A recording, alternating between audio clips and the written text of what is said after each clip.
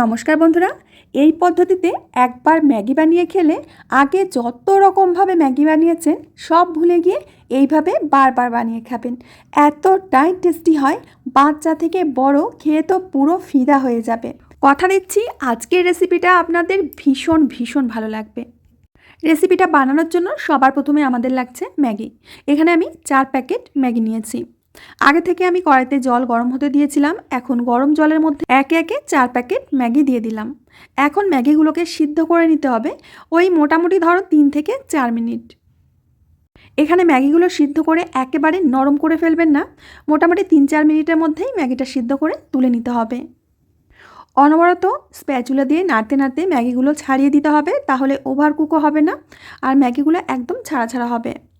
তো মোটামুটি ওই 3 থেকে 3.5 মিনিটের মতো আমার ম্যাগিটা সেদ্ধ হতে লেগেছে।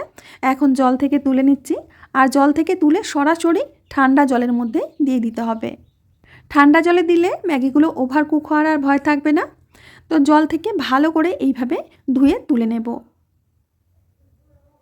বন্ধুরা, রেসিপিটা দেখে যদি তোমাদের পছন্দ হয় প্লিজ একটা লাইক করবে, ছোট্ট করে কমেন্ট করবে আর বন্ধুদের সাথে শেয়ার করবে।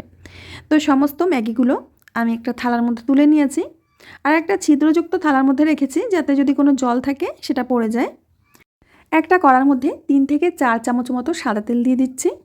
তেলটা হালকা একটু গরম হলে এর মধ্যে 2টো ডিম ফাটিয়ে দেব, মানে ম্যাগির পরিমাণ বুঝে ডিমটা দিতে হবে। এখানে যেহেতু আমি বড় ম্যাগি নিয়েছি, মানে বড় প্যাকেটের ম্যাগি নিয়েছি, তো এখানে 4 প্যাকেটের জন্য 2টো ডিম দিয়ে দিচ্ছি।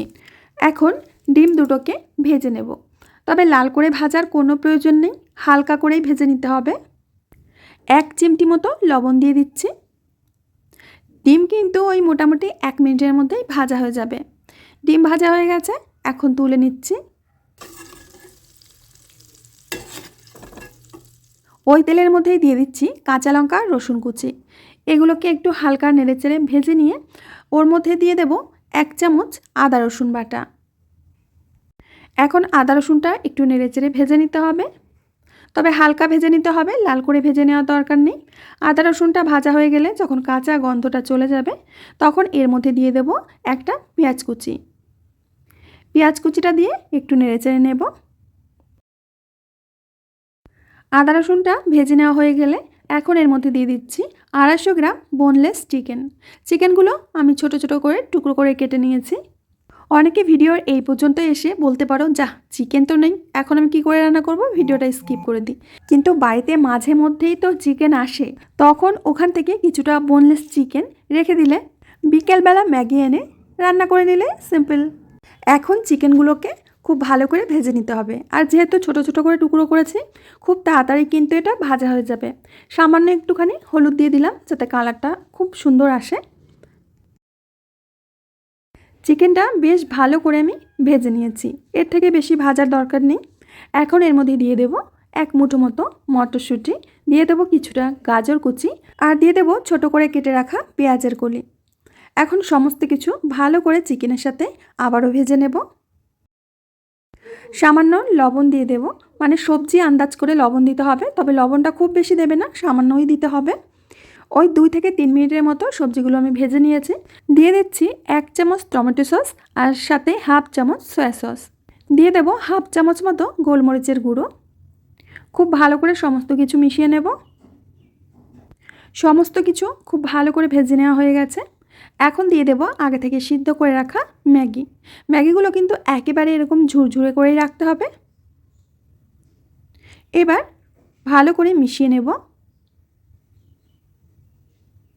আজকের এই ভিডিওটা দেখতে যদি নতুন কোনো বন্ধু এসে থাকো প্লিজ আমার চ্যানেলটিকে সাবস্ক্রাইব করবে, পাশে থাকা বেল বাটনের অল অপশানে ক্লিক করবে, যাতে প্রত্যেকটি ভিডিও আপলোড হওয়া মাত্র সবার প্রথমে তোমার সামনেই পৌঁছে যায়। আর ফেসবুক থেকে দেখে থাকলে অবশ্যই পেজটিকে ফলো করবে। এখন ভেজে রাখা ডিমের ভুজিয়াগুলো দিয়ে দিলাম, আর দিয়ে দিচ্ছি ম্যাগি মশলা। এখানে 4 প্যাকেট ম্যাগির জন্য 3 প্যাকেট ম্যাগি মশলা দিয়ে দিচ্ছি। আবারও ভালো করে সমস্ত কিছু মিশিয়ে নেব। এই সময় গ্যাসের ফ্লেমটা লো টু মিডিয়ামে রাখবে, না হলে নিচে থেকে পুড়ে যেতে পারে। চাইলে আপনারা এর মধ্যে কিছুটা ধনেপাতা কুচি দিতে পারেন, তাতে খেতে আরও বেশি টেস্টি লাগবে, কিন্তু আজ আমি ধনেপাতা কুচি দেবো না। তো নাও বন্ধুরা, তৈরি হয়ে গেছে আমাদের দারুণ স্বাদের ম্যাগি রেসিপি। মাত্র একদিন এই পদ্ধতিতে ম্যাগিটা বানালে বারবার তোমরা এই পদ্ধতিতেই বানাতে চাইবে। দেখেই বুঝতে পারছো যে এটা দেখতে কতটা পরিমাণে লোভনীয় হয়েছে আর খেতে কতটা বেশি টেস্টি হবে। তো আমার প্রিয় বন্ধুরা, আশা করছি আজকের রেসিপিটা তোমাদের অনেক অনেক ভালো লেগেছে। ভালো লাগলে লাইক কমেন্ট শেয়ার করবে। আমি আজ এখানে বিদায় নেব, আবার আসবো নতুন রেসিপি নিয়ে। ততক্ষণের জন্য সবাই ভালো থেকো, সুস্থ থেকো, সকলকে সুস্থ রেখো। কমেন্ট করে কিন্তু অবশ্যই জানিও যে আজকের রেসিপিটা তোমাদের কেমন লেগেছে।